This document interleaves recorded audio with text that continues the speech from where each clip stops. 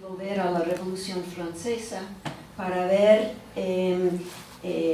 las bases intelectuales e históricas para incorporar debates sobre ciudadanía, a los niños abandonados, a los niños en situación de la calle y a los delincuentes juveniles. Rachel Fuchs, que recién falleció, ha sido pionera en el estudio de las políticas estatales relacionadas con los niños abandonados luego de la Revolución Francesa. En un principio, los gobiernos revolucionarios franceses se comprometieron a incorporarlos en orfanatos estatales, ya que serían futuros ciudadanos. Y yo veo en mis propios estudios todo este lenguaje de ciudadanía en los pleitos en cuanto a los niños. Pero cito ella, el periodo revolucionario fue testigo del surgimiento de actitudes más positivas en relación con los niños en situación de abandono y por lo tanto de la instauración de una nueva política diseñada para beneficiarlos.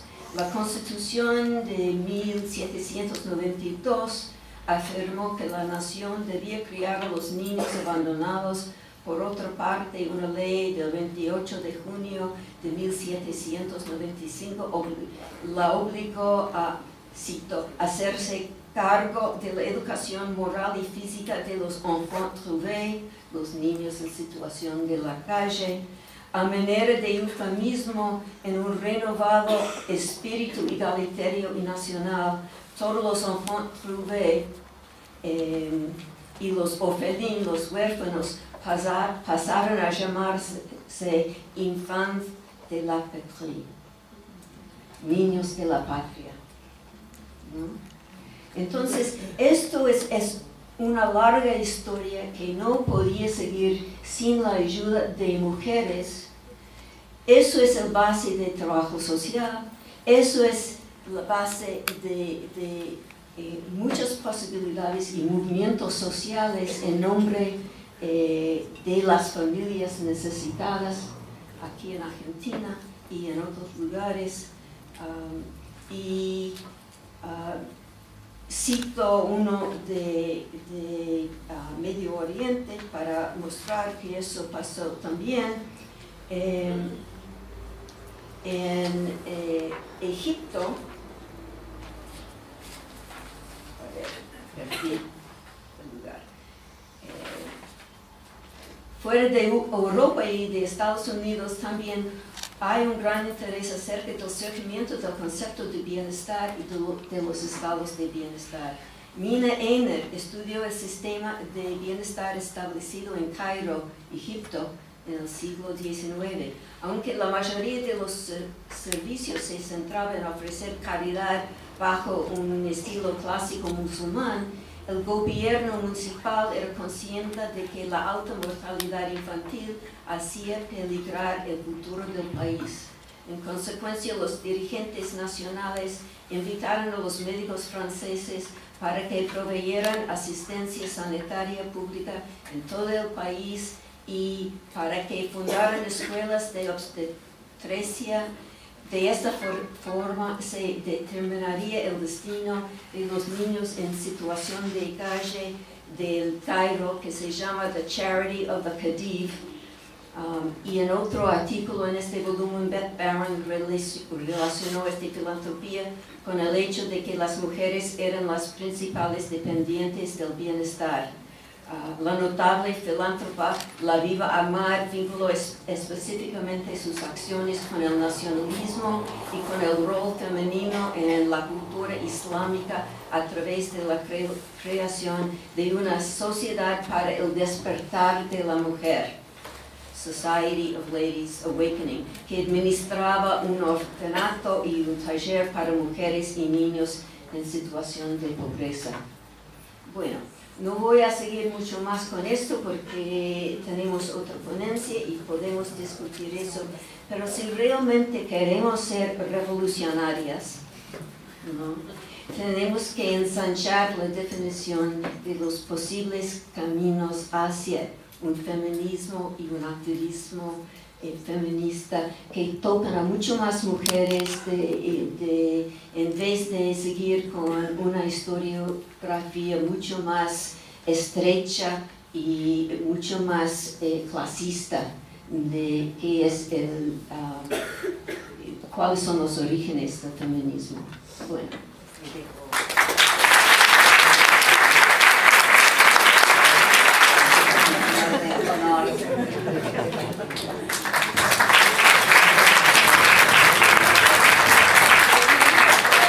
Buenos días, gracias. I have to speak in English. But I want to take a moment to thank everyone who made this trip possible. Also, a moment to express my outrage at the man who holds the presidency of the United States for tweeting against transgendered people in the United States today. Whenever we think of the military, there should be equality, and at the same time, his Attorney General put in a legal brief against including transgender rights in our labor law. So I want to just express outrage as I begin my talk today.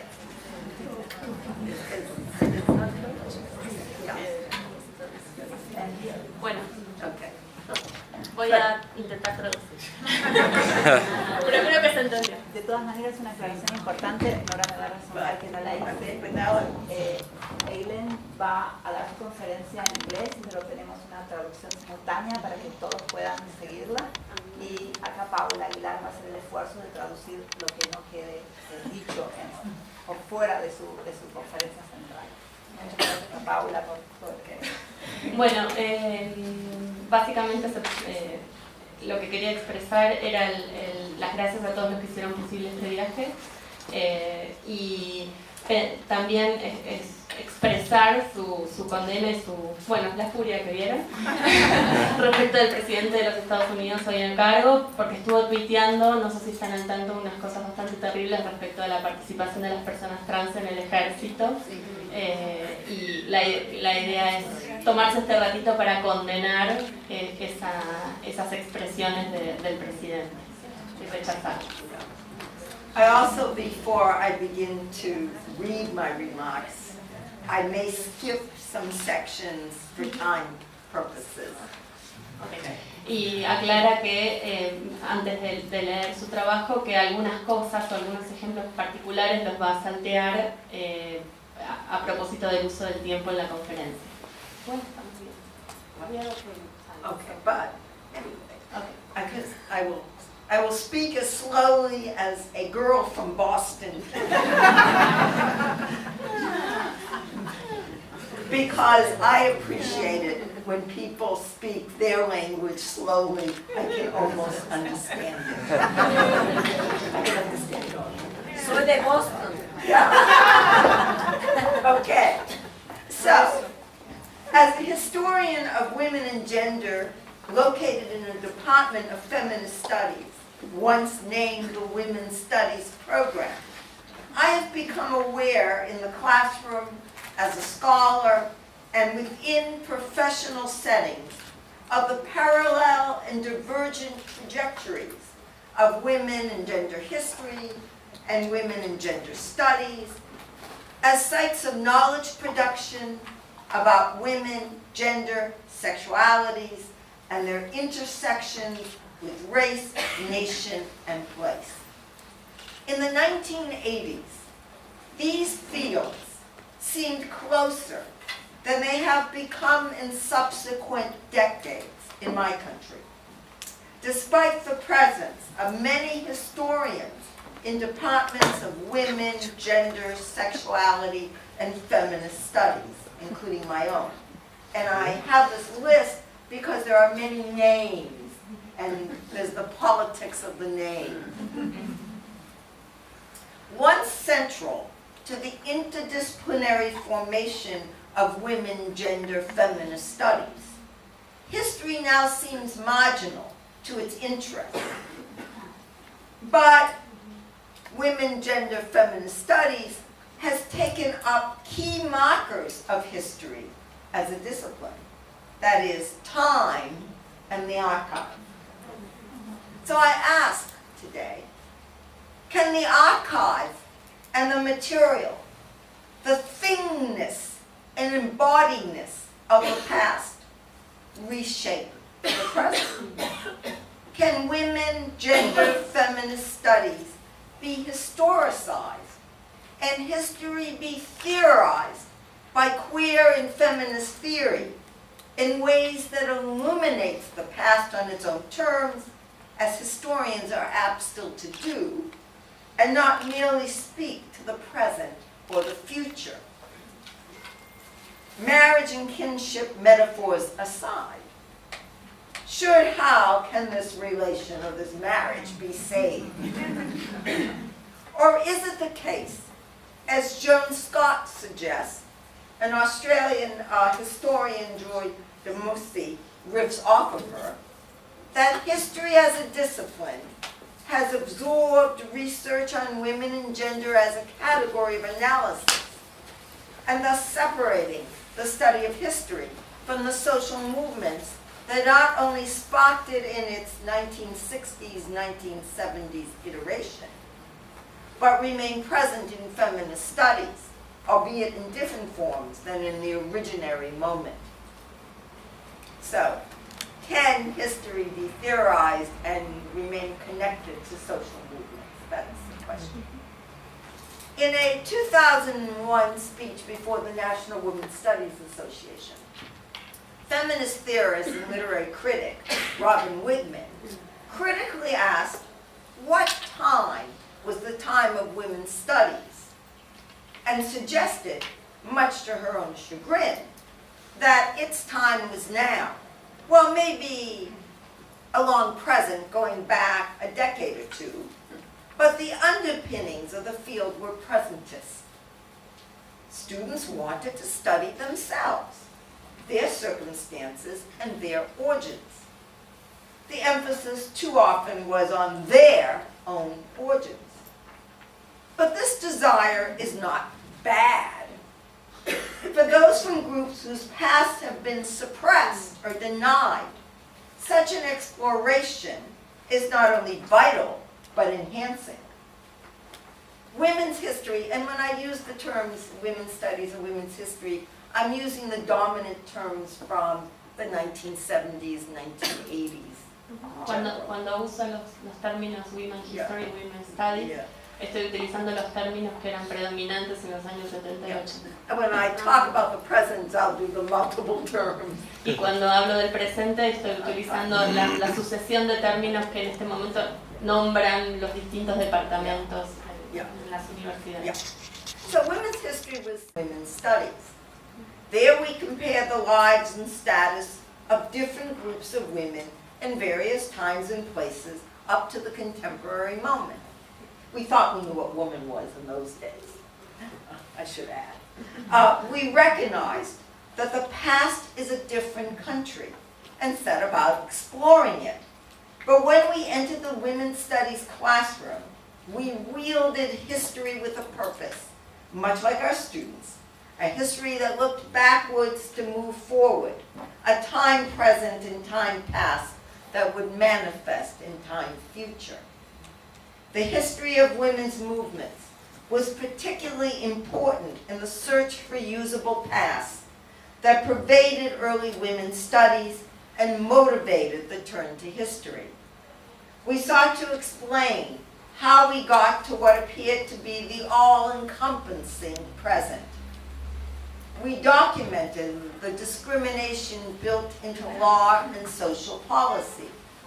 We engaged in contributory history, women were there too, reconceptualized both periodization and the terms of major events, and postulated a history internal to women's lives based on the life course, and gave sexual practices and identities a history.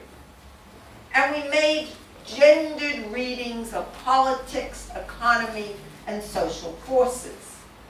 Gerda Lerner, the late Gerda Lerner, and Joan Scott, in their very different and contrasting ways, produced progress historiography, though Scott's probably would deny that moved from simplicity to complexity, from contribution to one's own terms, from women to gender.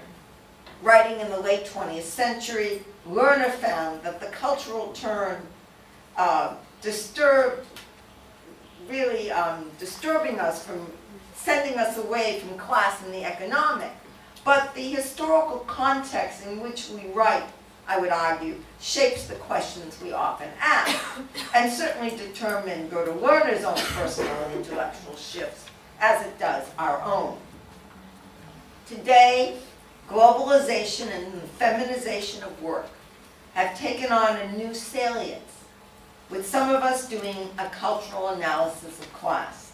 As I wrote a couple of years ago in an essay in the Journal of Women's History, class has returned. The racialized violence of the state and its treatment of immigrants certainly is impacting both fields of women gender studies and women gender history, as has other recent political questions, such as trafficking, gender identities, and same-sex marriage, that both generate historical research and rely on the authority of history in the public arena. Indeed, historians of women and gender have played major roles in various amicus briefs before the Supreme Court in my country. And I can just elaborate if you're interested. George Chauncey and Nancy Cott had briefs on the cases for same-sex marriage.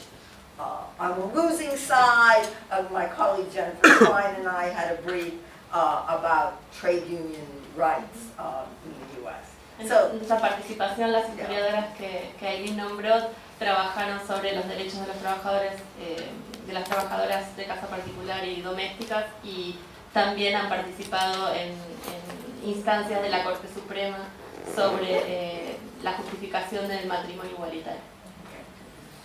Rather than bemoan a lack, though, some dismiss the early influence of history with its promise of progress as setting women's studies on an intellectual trajectory with hegemonic consequences. Writing in the journal Feminist Studies in 2011, Amy Branza insisted on the pitfalls of privileging history, especially the history of feminism, because the result was reification of the white normative citizen subject as the progressive force in history. Even as the texts and voices, actions and experiences of varieties of others gets mixed and half stirred in, she argued, the narrative remains the same. The expansion of inclusion and the coming to citizenship. But this, she would argue, without full recognition of power dynamics or the reconfiguring the story we tell. So we're stuck in a progress or a decline or a return rhetoric, as the British theorist Claire Hemmings has underscored, the way we talk about the past in these narrative tropes. We're either making progress, or we're declining, or we're running around in circles. Como los tropos que utilizamos para hablar del tiempo histórico nos ubican en los mismos lugares del progreso o de la circularidad o de cosas que pensamos que estamos evitando cuando narramos el tiempo histórico. Rather than narration, the historian's tool, Branzel argues that we should engage in deconstruction, exploring subjectivity, power relations, and knowledge production. Now, many historians, and I think many in this room, would smell a straw man or woman. Historians agree that expanding a story through inclusion was not adequate, but characterizations like Branzel's risk petrifying the dynamism of history as a discipline that will borrow from all others in its quest for better explanations, or no explanation at all. That is, historians are sluts. We take from everything. Certainly, epistemological and methodological differences between women's history and feminist studies exist. Divergence may have developed from both projects expanding into fields on their own terms. With codification, along with the explosive growth in publication, both fields, they generated distinct strands of historiography and canonization. Of course, neither field is static. Both women's history, gender history, and women's studies and gender studies came under more general intellectual influences, such as gender as a category of analysis, intersectionality and critical race studies, postmodernism and the linguistic turn, cultural studies, and postcolonialism, transnationalism, and globalization. Both fields have moved from woman as a known fact to gender as a signifying relation of power. And neither field has totally given up woman as an embodied and symbolic essence, though the move away from social history to cultural studies means that sometimes there are no women, only femininity and masculinity, the feminine and the masculine, and gender-bending hybridity. In many subfields of history, the move is, as Nancy Green put it in a 2012 piece on migration history, from men to women to gender, from social history experiences to the impact of gender regimes before, during, and after migration and settlement, in which state policies exist infused with gendered assumptions about family, labor, and sexuality. But despite the movements within historical studies, resistances remain from traditional understanding of how to narrate and analyze documents. Still, there are signs that the two arenas are moving in directions that promise future convergence through common interests in globalization, transnationalism, and political economy, among ways to organize interpretation and investigation, highlighting multi-method and multi-theory approaches. Historians are historicizing sensation, emotion, and other affects as part of a more general affective term, and women and gender studies, affect is really still very big among at least our graduate students. As I read history, and then read feminist studies, I often feel a fundamental disjuncture in presentation in terms of analysis. But that doesn't mean crucial components of history, change and continuity over time within specific spaces, are absent in feminist studies. Feminist studies scholars often read history looking to build theory, not to add to the interpretive debates within historical studies. I have much sympathy for that project, though I recognize its difference from the writing of history. Can narrative and deconstruction coexist in both fields? History remains more tied to narrative than feminist studies, but not all histories present narrative in the same way. I think of microhistory, personal history, macro history. And what I do in the next two paragraphs, and I don't know how we are in time, I thought I would just summarize those paragraphs. It's okay. Yeah. You have plenty. Well, I want to talk about a forthcoming book by Elise Eve Weinbaum called The Afterlife of Slavery, Human Reproduction and Biocapitalism, because I find it very illustrative. It's a good example of somebody who is a literary critic and a gender studies scholar, how she uses history. Weinbaum looks for the persistence of slavery, especially the breeding of slaves to make people, in the selling of human beings today. That is, body parts, or through gestational surrogacy, what she names the slavery-surrogacy nexus. She reads the past for the present. However, like a good historian, she situates the texts of black feminism from the 1970s, 1980s, and 1990s in the moment of their production to argue how these works emphasize the central role of black women in the resistance of black workers under slavery, in light of not only racial capitalism of the neoliberal moment, but of biocapitalism that has developed over the last decades. And where there aren't documents, she turns to imaginative text, like Toni Morrison's Beloved, the novel of 1987, in which she uses, to quote, to imagine slave women's refusal of sexual and reproductive dispossession in and for the present and future. Indeed, she makes an argument that Toni Morrison, when she began writing this novel, famous novel, had the 1974 case of Joanne Little, a black prisoner, who was actually in North Carolina, who murdered her God and was sexually terrorizing her. And that Morrison had that in mind when she was writing Beloved. And Weinbaum is actually very convincing. Toni Morrison was an editor of Angela Davis, who wrote a major piece in defense of Joanne Little. Joanne Little uses an ice pick. There is an ice pick at the very end of Beloved. So there's... El argumento es convincente porque Toni Morrison era el editor de Angela Davis y la forma en que mata al guardia con un picayelo, con un picayelo aparece también en la ficción de la novela, con lo cual el argumento es claro. But historians also have taken to imaginings to get to the truth when there are sparse facts.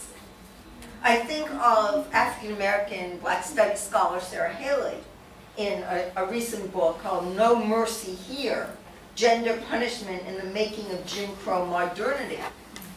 And she draws on the literary critic, Sadaya Hartman, to reconstruct the subjectivities of imprisoned women. And what she does is read various documents obliquely. Haley is writing about women on the chain gang imprisoned in Georgia in the late 19th, early 20th century. Give more background. And what Haley does is she captures the feel and the smell as well as the pain and the numbness of incarceration and the friendships forged amid brutal conditions. And she unpacks resistance as well. She names the sexual violence at the heart of the racial state. And her book is a good example of the richness of the archives, if you know where to look, but also how historians have an eye for the persistence of the past and the present, the afterlife of slavery, to use that phrase, as in her case, the new Jim Crow of the prison. So she's reading the past back through this lens. She's true to the past, but still is relevant to the future. Construir una mirada histórica que tiene que se verifica en el pasado y está basada en documentos, pero que también nos permite pensar el futuro. So for the rest of my time, I want to consider briefly time in the archive as understood within women, gender, feminist studies. These terms function as analytics that illuminate questions of power and authority, identity and agency, and how interdisciplinary feminist studies scholars deploy them is not always legible in the same way as used by most historians. And yet, those of us in both fields move between these modes of thought. So, I don't have to tell you, historians chop up time into centuries, decades, eras, the longue durée, but also specific dates. Feminist studies has taken on the concern for time, often addressed through queer futures, or the end of time, utopian and dystopian. What is queer time? According to Elizabeth Freeman in an article in GLQ, she asks us, to reimagine queer as a set of possibilities produced out of temporal and historical difference, or see manipulation of time as a way to produce both bodies and relationalities. Parallel to her concept of that which is not yet entered, that queer studies illuminates, are other discussions, and I quote, I make reference to subaltern timelessness and climate change, or E.P. Thompson's classic Work Time and Industrial Discipline, that posits alternative ways of understanding time, of agrarian time as opposed to industrial time. And then Bettina Apdecker, a historian colleague at Santa Cruz, has written on what she calls women's time, which we might translate into domestic time. And to make sense of it in a genderless word, she says women's time, I would say domestic time. That is connected to the labor and the routines of the domestic. That is often associated with women, but need not be. And so, even though we know that household work has been classed, raced, and gendered in multiple ways, these alternative notions of time parallel that not yet part of the historical record, but which we might will into the record by highlighting their significance, such as the stirrings and the emotions, the practices left unsaid and unnamed. For the historian, the future is of less concern than what emerges from the past. For a long time, I had on my syllabi a paraphrase of Marx. He said men, but I say people. People make history, but they do not make it in circumstances of their own choosing, but rather out of what they have inherited from the past.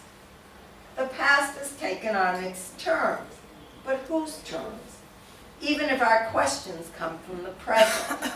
So while the past can illuminate the present and help to direct us toward the future, we cannot read the past as if it is now. To do so would distort and obscure what might be really important, but otherwise lost because it isn't legible with our current lenses. And I particularly think of my colleagues in early modern Europe and medieval history and non-modern history in this regard. Estoy pensando particularmente en compañeros de historia medieval, premoderna, algo y antigua. No. Yeah. Okay. But it is the very distance of the past that offers roads not taken, alternative visions, and lessons learned. A sense of the difference comes through in the following passage from a cultural studies specialist, Kate Eckhorn, in her book, The Archival Turn in Feminism, Outrage in Order. And she says, the scrap heap, refusal, but a complex site where the past accumulates in the present as a resource to be embraced and rejected, mined and recycled, discarded and redeployed. As such, feminism's scrap heap is both a site of abjection, that which must be expelled, but that which we cannot live without, and simultaneously a playground, a refuge, a scene of innovation, humor, hope, and longing. Her notion is similar to Freeman, who exhorts us to engage in temporal drag and imbues the historical with the erotic, as if the memory is to recall. That leads to sensation. Let's finally consider the archive. Feminist studies recently has discovered the archive. Many scholars speak of creating or assembling an archive. But choosing an archive to display or work out of a theory isn't the same as making sense of the remains of the past.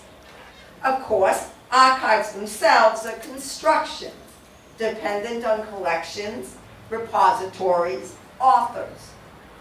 They are partial truths and fiction. Yet historians visit archives and get archive fever. Carolyn Stedman suggests a real fever from the dust and the old stuff used to bound books, so does Deborah. The excitement of the find, the tracing of what once was. historical sensation, contact with the past, the voice you long to hear, the gotcha document. We find it all in the archive. Or we construct it from a rag heap, to borrow Eppon's terms. We might differentiate between romantics who believe they were recreating the past, the origins fantasy, positivists who engage in scientificization, if that's a word, the power fantasy, both authenticating the past. In our age of deconstruction, we know better. Still, I can't help invite my students to taste the archive, to luxuriate in special collections, to feel the thrill and the mystery of incompleteness. And I've found locks of hair. I've never found a other kind of body part, but I found I found a pin cushion. I mean, we find all some weird things in archives. But is the archive a relic of the past or the present? Here, the now of feminist studies reshapes the archive as it does time, and I'm going to skip a little bit at this point.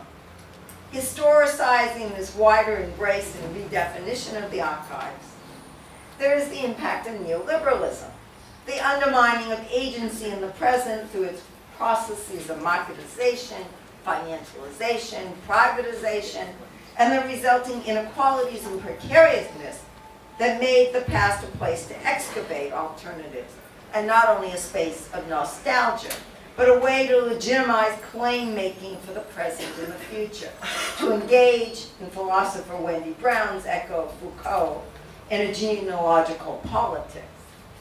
Now, of course, official archives aren't usually about our own search for order.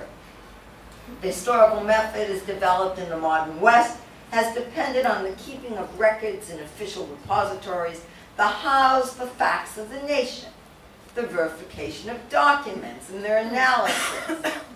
Archives function as part of the disciplinary classification and recording of data central to the modern and the colonial state, the creation of subjects, citizens, and power, part of that knowledge-power dynamics of modernity and its definition of time. Think of biopolitics. So some documents fit and others are rejected, dependent on the classification scheme, the trajectory and meaning involved. Archives involve law, regulation, secrets, and classification. For Econ and many others, the archive turns into a site of, quote, strategic realignments that make present players who never had the opportunity to play in the same field, but in many respects comfortably occupy the same field nonetheless, or nevertheless. To conclude, not all women's and gender history is feminist, but most women gender feminist studies is. Women as a category does different work than gender and feminism work together still. The gender and feminism does different work still. By signifying ourselves as feminist studies in my department, we seek to bypass the question of which bodies matter. Though history is nearly always about bodies, real, imagined, and symbolic. But we find ourselves asking, whose feminism? Which feminisms? How do we continue to produce our fields of study? What do we take from each other if we no longer labor under the conflation, but with the recognition of how the one, women's history, gender history, rooted in a big tent and ever capricious, always sending out roots and feeding off whatever tools it can interpret, draws upon feminist and queer theory and findings of other disciplines, while feminist studies maneuvers within and between desires, power, and the conditions that shape the university and the world, speaking up and proposing alternatives, or perhaps just other paths in opposition to empire abroad, repressive politics at home, encouraging the spirit of rebellions here, now, in memory, and yet to be made. In our histories comes visions, and our vision social justice is possible. But here's an alternative ending. Maybe both women and gender history and women, gender, and feminist studies have a bleaker future with the prevalence of the corporate university, when students are pushed towards STEM, the sciences, when we lack funding for not being able to rake in government grants, corporate donors, and rich alums. What will happen to even making PhDs, producing new knowledge, to the feminist history and gender knowledge that keeps the rest of the fields honest? We are feeling in the United States the non-replacement of a generation of pioneers who have passed or retired. However, I don't really want to stop there. I'm taken with British historian Catherine Gilleed's, that's how you pronounce it, 2013 piece in Women's History Review that speaks of a women's history network, or more properly, many such networks. We might consider the International Federation for Research in Women's History. We'll never get to change the name to Women and Gender History. There's too many countries to do that I'm now president of, as one of the trees with many such non-linear roots. Some of these networks spread to feminist studies, others do not, but connect to scholars in other disciplines like sociology or literature. So ultimately, I am hopeful that interaction and conversations across borders of space, time, and field will lead to new generative and impactful scholarship, and maybe even change the world.